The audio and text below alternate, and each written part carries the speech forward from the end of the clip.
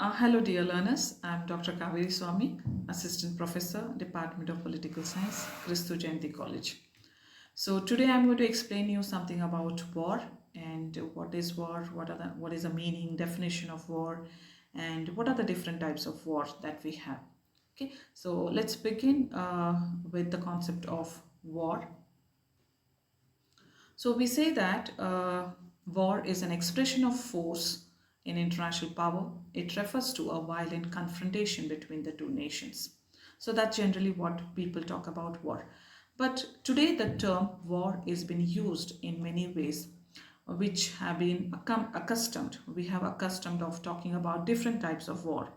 Like we talk about Cold War, limited war, total war, conventional war, unconventional war, guerrilla war, preventive war, like that. So, war has occurred with an alarming frequency under all the forms of political and social order. We have one of the popular researcher, that's Dr. Quincy Wright. He was a Norwegian statistician. So what he did is he used the computer with the use of the computer in 1960s. He announced that in 5,560 years of a recorded human history, there have been nearly 14,531 wars have waged so far. So far, in a sense, where he talks about where, according to the calculation that he has given, where we can say that it's something like 1 is to 3 ratios. So the wars have taken place in 1 is to 3 ratios, because I said that according to his calculation of human history of 5,560 years, nearly 14,531 wars have taken place. So it is legalized, it is legislated, and we can say that 40 wars have taken place since 1945 to 1962, which includes the Cuban Missiles Crisis as well. So he pointed out that nearly 22 of the 40 crises involved a communist and were anti-colonial struggle, and 3 were outright land grab. So according to Edward, problem of war is the greatest unresolved riddle in politics. So war, in other words, is a phenomenon distinguishing not by qualitative but by a quantitative differences. Thus, war is said to be a fight between the two groups in an organized, on the purposeful manner with the sophisticated weapons. So we have the people who have defined the war in their own perspective, like we have an author or we have a thinker called as A. Johnson, who defines war as armed conflict between population group conceived of as organic unities such as races or tribes, states or lesser geographic units, religious and political parties, economic classes. So we have another thinker, that is Kelman. He says that war is an extension of political relationship and as such of politics.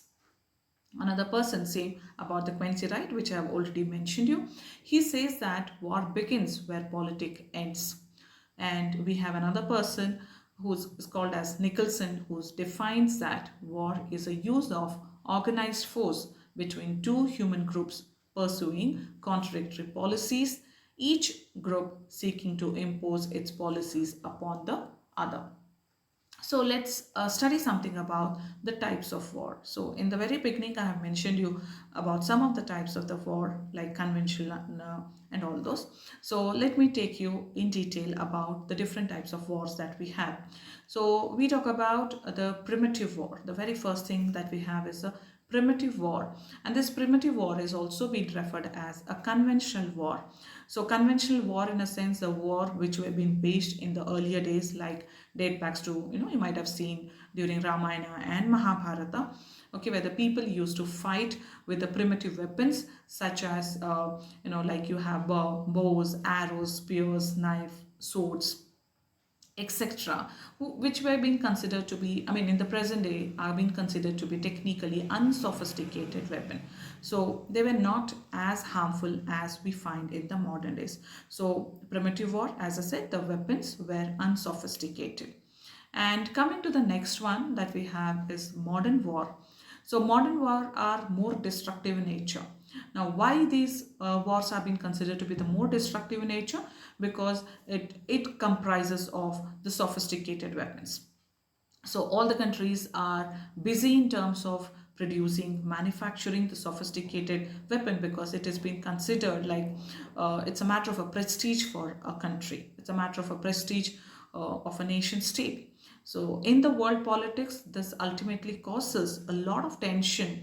For example, you have Hiroshima and Nagasaki, Gulf War in 1991. Now, all these are the examples of modern warfare and the serious consequences of this, or you can see the result of it, where cannot be explained in mere words. Then we have the next one, we call it as a Cold War.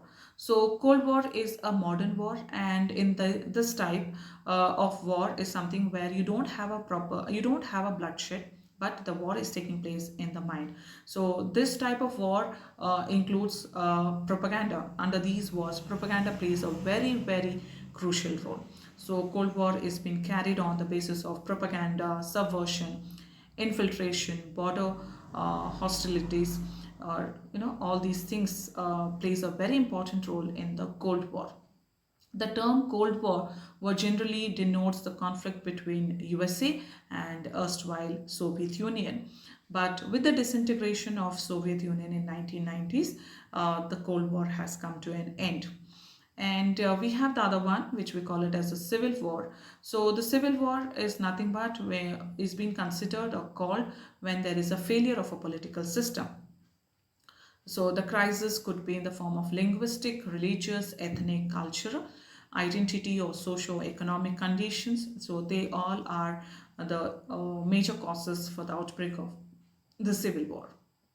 And coming to the next one, we have limited and general war. So when we talk about limited and general war, we say the purpose of the war determines whether it is limited or general. If a purpose of war is to use the violence to get an unconditional surrender of an opponent, then it becomes limited.